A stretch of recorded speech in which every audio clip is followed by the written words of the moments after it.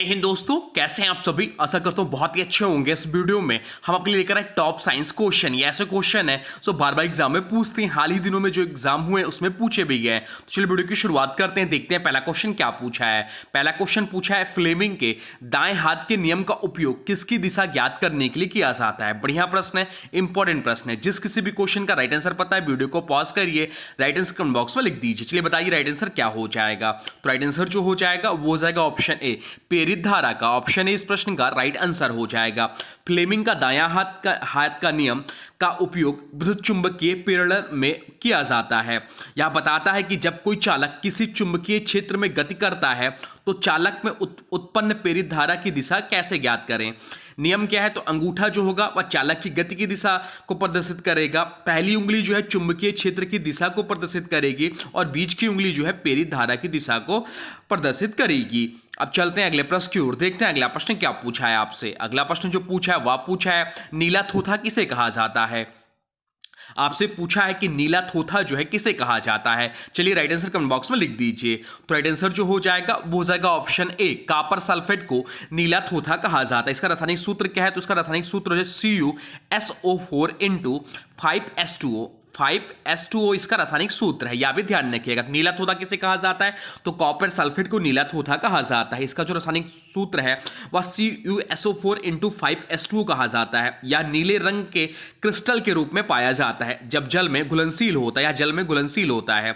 उपयोग की बात करें इसका, तो कृषि में फफूंदनाशक के रूप में, रासायनिक प्रयोगशाला में और इलेक्ट्रोप्लेटिंग के रूप में।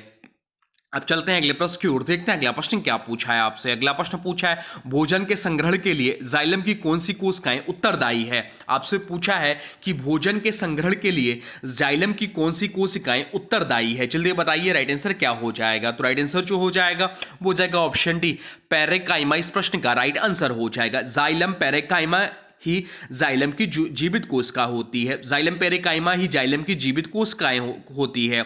ये भोजन मुख्यतः स्टार्च और अन्य कार्बनिक पदार्थ के संग्रहण के लिए उत्तरदायी होते हैं। जाइलम के अन्य घटक जैसे जाइलम तंतु वाहिका वाहिनी की मुख्य रूप से जल एवं खनिजों के परिवहन का या यांत्रिक सहारा देने का कार्य करते हैं। अब चलते हैं अगले प्रश्न की ओर, देखते हैं अगला प्रश्न क्या पूछा है आपसे। अगला प्रश्न जो पूछा है वह पूछा है, ध्वनि का संचरण किसमें नहीं होता है। आपसे पूछा है कि ध्वनि का संचरण जो है किसमें नहीं होता है। चलिए बताइए राइट आंसर क्या हो जाएगा। तो राइट आंसर जो हो जाएगा वो हो जाएगा ऑप्शन डी, निर्वात इस प्रश्न का राइट आंसर हो जाएगा। ध्वनि यांत्रिक तरंग है जिसे प्रसारित होने के लिए माध्यम जैसे कि ठोस, द्रव या गैस की आवश्यकता होती है। निर्वात में कोई कण नहीं होते, इसलिए ध्वनि का संचरण असंभव है। ठोस में ध्वनि की चाल सबसे अधिक होती है, फिर द्रव में, और सबसे कम जो होती है वह गैस में होती है। यह भी पॉइंट ध्यान रखिएगा। अब चलते हैं अगले प्रश्न की ओर, देखते हैं अगला प्रश्न क्या पूछा है आपसे। अगला प्रश्न पूछा है, कौन सी गैस सूर्य से निकलने वाली अल्ट्रावायलेट किरणों को अवशोषित करती है। आपसे पूछा है कि कौन सी गैस जो है सूर्य से निकलने वाली अल्ट्रावायलेट किरणों को अवशोषित करती है। चलिए बताइए राइट आंसर क्या हो जाएगा।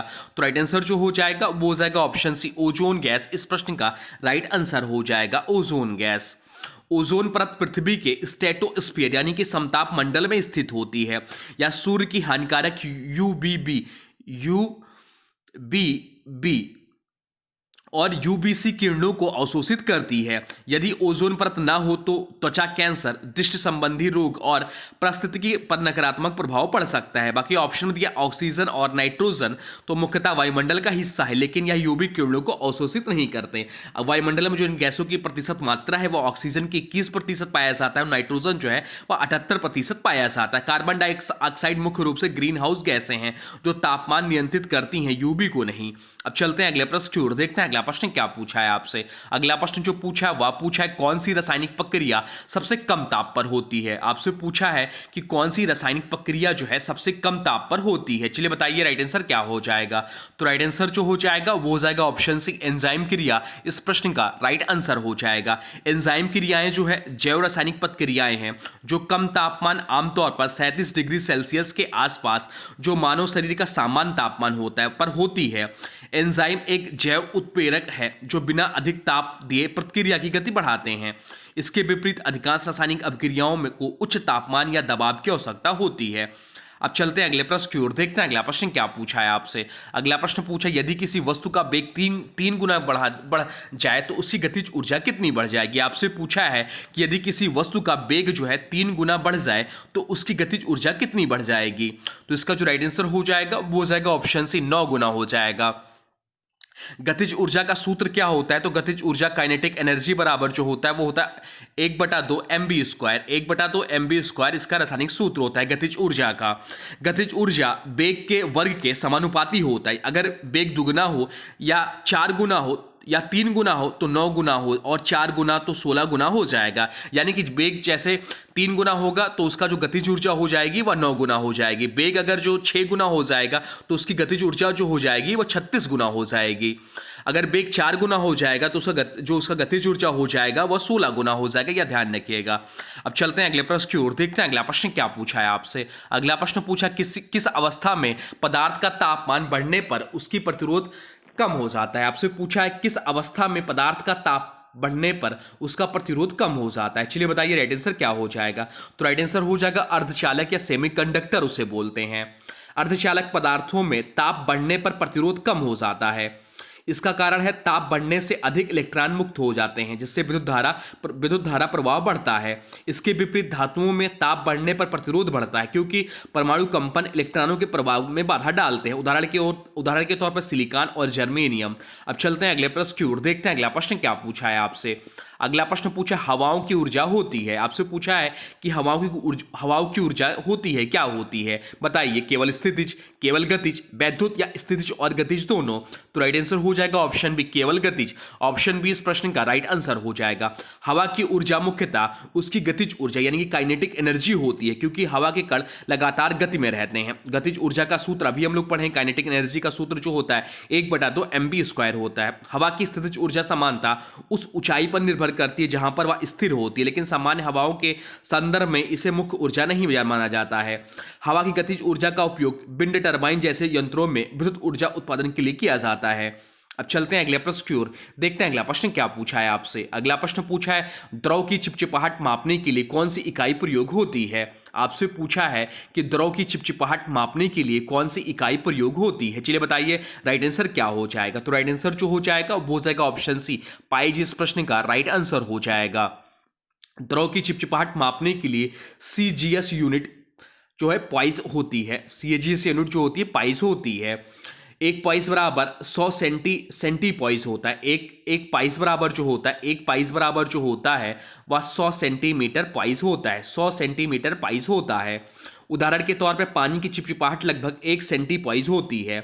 अब चलते हैं अगले प्रश्न की ओर, देखते हैं अगला प्रश्न क्या पूछा है आपसे। अगला प्रश्न जो पूछा वह पूछा स्नेल का नियम संबंधित है। आपसे पूछा कि स्नेल का नियम किससे संबंधित है। चलिए बताइए राइट आंसर क्या हो जाएगा। तो राइट आंसर जो हो जाएगा वो हो जाएगा ऑप्शन बी, प्रकाश के अपवर्तन से संबंधित है स्नेल का नियम। स्नेल का नियम प्रकाश के अपवर्तन से संबंधित है। यह नियम बताता है कि लेंस या अपवर्तक माध्यम में किसी प्रकाश किरण का अपवर्तन कैसे होता है और कैसे केंद्र से दूर जाने पर प्रकाश का वितरण बदलता है। इसका प्रयोग ऑप्टिक्स और दूरबीन, माइक्रोस्कोप जैसे उपकरणों में इमेज क्वालिटी निर्धारित करने के लिए होता है। अब चलते हैं अगले प्रश्न की ओर, देखते हैं अगला प्रश्न क्या पूछा है आपसे। अगला प्रश्न जो पूछा वह पूछा, एक बंद बॉक्स में रखा गर्म पदार्थ धीरे धीरे ठंडा क्यों होता है। आपसे पूछा है कि एक बंद बॉक्स में रखा गर्म पदार्थ जो है धीरे धीरे ठंडा क्यों होता है, यह आपसे पूछा है। चलिए बताइए राइट आंसर क्या हो जाएगा। तो राइट आंसर जो हो जाएगा वो हो जाएगा ऑप्शन है, विकिरण द्वारा। ऑप्शन है इस प्रश्न का राइट आंसर हो जाएगा। जब बॉक्स बंद हो और गैस या हवा का कोई संचार नहीं होता तो चालन या और संवहन संभव नहीं होते। फिर भी बॉक्स के अंदर का गर्म पदार्थ धीरे धीरे ठंडा हो जाता है, क्योंकि वह इंफ्रारेड विकिरण के माध्यम से ऊर्जा खो देता है। यह प्रक्रिया ऊर्जा के विकिरण द्वारा होती है, जिसे ठंडा होने का मुख्य कारण माना जाता है। अब चलते हैं अगले प्रश्न की ओर, देखते हैं अगला प्रश्न क्या पूछा है आपसे। अगला प्रश्न पूछा, निम्न में से किसको आरबीसी का कब्रिस्तान कहा जाता है। आपसे पूछा कि निम्न में से किसको आरबीसी का कब्रिस्तान कहा जाता है। चलिए बताइए राइट आंसर क्या हो जाएगा। तो राइट आंसर जो हो जाएगा वो हो जाएगा ऑप्शन सी, पलीहा को आरबीसी का कब्रिस्तान कहा जाता है। स्प्लीन को अक्सर आरबीसी का कब्रिस्तान कहा जाता है। यह मुख्य रूप से रक्त कोशिकाओं का विनाश और पुनःचक्रण करने का कार्य करती है। पुनःचक्रण करने का कार्य करती है। पुराने या क्षतिग्रस्त लाल कोशिकाओं यहाँ टूटती हैं और हीमोग्लोबिन से लीवर के लिए बिलिरुबिन बनता है। इसके अलावा स्प्लीन जो है इम्यून सिस्टम में महत्वपूर्ण भूमिका निभाता है, जैसे कि बैक्टीरिया और अन्य रोग जनकों को फिल्टर करना। अब चलते हैं अगले प्रश्न की ओर, देखते हैं अगला प्रश्न क्या पूछा है आपसे। अगला प्रश्न पूछा दर्पण में प्रतिबिंब का उल्टा दिखाई देने का कारण क्या है। आपसे पूछा कि दर्पण में प्रतिबिंब का उल्टा दिखाई देने का कारण क्या है, ये आपसे पूछा है। चलिए बताइए राइट आंसर क्या हो जाएगा। तो राइट आंसर जो हो जाएगा वो हो जाएगा ऑप्शन बी, परावर्तन इस प्रश्न का राइट आंसर हो जाएगा। दर्पण पर किसी वस्तु की छवि परावर्तन के कारण बनती है। जब प्रकाश की किरणें दर्पण की सतह से टकराती है और वापस मुड़ती है तो वस्तु का प्रतिबिंब दिखाई देता है। दर्पण में प्रतिबिंब सीधा नहीं बल्कि उल्टा दिखाई देता है, यानी बायां दायां विपरीत हो जाता है। अब चलते हैं अगले प्रश्न की ओर, देखते हैं अगला प्रश्न क्या पूछा है आपसे। अगला प्रश्न जो पूछा है वह पूछा है यदि पृथ्वी पर किसी पिंड का द्रव्यमान 80 किलोग्राम है तो उस चंद्रमा पर उसका द्रव्यमान क्या होगा। आपसे पूछा कि यदि पृथ्वी पर किसी पिंड का द्रव्यमान 80 किलोग्राम है तो चंद्रमा पर उसका द्रव्यमान क्या होगा, यह आपसे पूछा है। चलिए बताइए राइट आंसर क्या हो जाएगा। तो द्रव्यमान जो है वह कभी बदलता नहीं है, वो कहीं भी हो। तो राइट आंसर जो हो जाएगा वो हो जाएगा ऑप्शन बी, 80 किलोग्राम इस प्रश्न का राइट आंसर हो जाएगा। द्रव्यमान यानी कि मास जो है किसी वस्तु में उपस्थित पदार्थ की मात्रा को दर्शाता है। द्रव्यमान स्थिर रहता है चाहे वह किसी भी ग्रह या चंद्रमा पर हो, केवल भार बदलता है क्योंकि वह गुरुत्वाकर्षण बल पर निर्भर करता है। तो द्रव्यमान जो होता है वह कहीं भी हो, चाहे वह ग्रह पर हो या चंद्रमा पर हो या कहीं पर भी, परंतु उसके किलोग्राम जो उसका होगा वह समान नहीं होगा, वही रहेगा। अब चलते हैं अगले प्रश्न की ओर, देखते हैं अगला प्रश्न क्या पूछा है आपसे।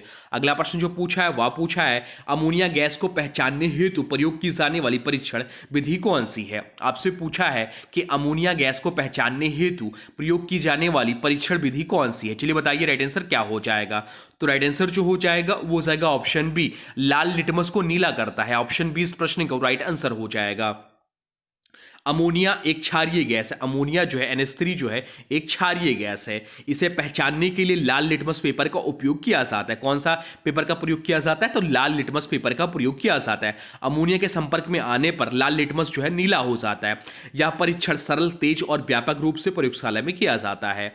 अब चलते हैं अगले प्रश्न की ओर, देखते हैं अगला प्रश्न क्या पूछा है आपसे। अगला प्रश्न पूछा कौन सी विधि से अत्यधिक शुद्ध धातु प्राप्त की जाती है। आपसे पूछा कि कौन सी विधि से अत्यधिक शुद्ध धातु प्राप्त की जाती है। चलिए बताइए राइट आंसर क्या हो जाएगा। तो राइट आंसर जो हो जाएगा वो हो जाएगा ऑप्शन ए, विद्युत अपघटन इस प्रश्न का राइट आंसर हो जाएगा। अत्यधिक शुद्ध धातु प्राप्त करने की सबसे विश्वसनीय विधि जो है विद्युत अपघटन है। प्रक्रिया क्या है इसकी, तो अशुद्ध धातु को एनोड के रूप में, शुद्ध धातु को कैथोड के रूप में रखा जाता है। विद्युत प्रवाह से धातु आयनों के रूप में एनोड से कैथोड पर संचरित होती है। इससे शुद्ध धातु कैथोड पर जमा हो जाती है और अशुद्धियां तलछट के रूप में अलग हो जाती हैं। बाकी ऑप्शन में दिया भंजन जो है धातु एस्को से धातु निकालने की विधि है। अवकरण जो है तरल पदार्थों को अलग करने के लिए होता है। वाष्पन जो है धातु को भाप में बदलकर शुद्ध करने के लिए सामान्यतः प्रयुक्त नहीं। अब चलते हैं अगले प्रश्न की ओर, देखते हैं अगला प्रश्न क्या पूछा है आपसे। अगला प्रश्न पूछा है सौर ऊर्जा को विद्युत ऊर्जा बदलने वाला उपकरण को क्या कहते हैं। आपसे पूछा है कि सौर ऊर्जा को विद्युत ऊर्जा में बदलने वाले उपकरण को क्या कहते हैं। चलिए बताइए राइट आंसर क्या हो जाएगा। तो राइट आंसर जो हो जाएगा वो हो जाएगा ऑप्शन बी, सोलर सेल कहते हैं। ऑप्शन बी इस प्रश्न का राइट आंसर हो जाएगा। सोलर सेल एक ऐसा उपकरण है जो सौर ऊर्जा को विद्युत ऊर्जा में बदल देता है। इसे फोटोवोल्टिक सेल भी कहा जाता है। यह सूरज की रोशनी से उत्पन्न फोटो इलेक्ट्रिक प्रभाव का उपयोग करता है। उदाहरण के तौर पर घरों में solar panel, solar garden light, solar water pump आदि। चलते हैं अब अगले प्रश्न की ओर, देखते हैं अगला प्रश्न क्या पूछा है आपसे। अगला प्रश्न पूछा है लैक्टिक अम्ल में कुल कितने कार्बन परमाणु होते हैं। आपसे पूछा है कि लैक्टिक अम्ल में कितने कार्बन परमाणु होते हैं, ये आपसे पूछा है। चलिए बताइए राइट आंसर क्या हो जाएगा। तो आपको इसको जानने के लिए आपको लैक्टिक अम्ल का रासायनिक सूत्र जानना होगा। तो लैक्टिक अम्ल का जो रासायनिक सूत्र होता है वो C3 होता है, H6 होता है और O3 होता है। C3H6O3 लैक्टिक अम्ल का रासायनिक सूत्र है। तो यहां पर आपसे पूछा है कि कार्बन कितने कार्बन परमाणु होते हैं। तो कार्बन परमाणु जो होते हैं वह 3 होते हैं। तो ऑप्शन बी इस प्रश्न का राइट आंसर हो जाएगा। ऑप्शन बी इस प्रश्न का राइट आंसर हो जाएगा। यह एक हाइड्रॉक्सी कार्बोक्सिलिक अम्ल है। लैक्टिक अम्ल दूध के खमीरन, मांसपेशियों में ऊर्जा उपयोग और खाद्य उद्योग में प्रयुक्त होता है। अब चलते हैं अगले प्रश्न की ओर, देखते हैं अगला प्रश्न क्या पूछा है आपसे। अगला प्रश्न पूछा, वह रोग जो किसी रोग के संपर्क से होता है कहलाता है, क्या कहलाता है? आपसे पूछा है कि वह रोग जो किसी रोगी के संपर्क से होता है क्या कहलाता है, यह आपसे पूछा है। चलिए बताइए राइट आंसर क्या हो जाएगा। तो वह रोग जो किसी रोगी के संपर्क से होता है वह सांसर्गिक रोग होता है। ऑप्शन ए इस प्रश्न का राइट आंसर हो जाएगा। ऑप्शन इस प्रश्न का राइट आंसर हो जाएगा। सांसर्गिक रोग कहते हैं, सांसर्गिक रोग जो है वह होते हैं जो एक रोगी से दूसरे स्वस्थ व्यक्ति में सीधा या परोक्ष रूप से फैलते हैं। इसका प्रसार प्रत्यक्ष संपर्क, हवा, पानी, भोजन, खून या वाहकों के माध्यम से हो सकता है। उदाहरण के तौर पर जैसे खसरा, तपेदिक यानी कि टीबी, चिकन पॉक्स, डेंगू आदि। तो ये रहे आपके टॉप साइंस क्वेश्चन जो आपके एग्जाम में आपसे पूछ सकते हैं। इसको आपको ध्यान में रखना है। जो भी क्वेश्चंस नया लगे कॉपी पेन उठा के नोट कर लीजिए और उसको रिवीजन किया करिए। अब आज की वीडियो से प्रश्न है, इसका राइट आंसर आप लोग को कमेंट बॉक्स में बताना है। आज की वीडियो से प्रश्न है, निम्न में से किसको आरबीसी का कब्रिस्तान कहा जाता है? आपसे पूछा है कि निम्न में से किसको आरबीसी का कब्रिस्तान कहा जाता है। इसका जो भी राइट आंसर होगा कमेंट बॉक्स में जरूर बताइएगा। और हाँ, कोई सुझाव हो तो आप भी कमेंट बॉक्स में लिख दीजिए। और देखिए अभी तक आपने वीडियो को लाइक नहीं किया तो प्लीज वीडियो को लाइक कर दीजिए और वीडियो को किसी स्टडी ग्रुप में शेयर कर दीजिए। तो चलिए मिलता है एक नए वीडियो में, तब तक के लिए thanks for watching railway exam target channel को।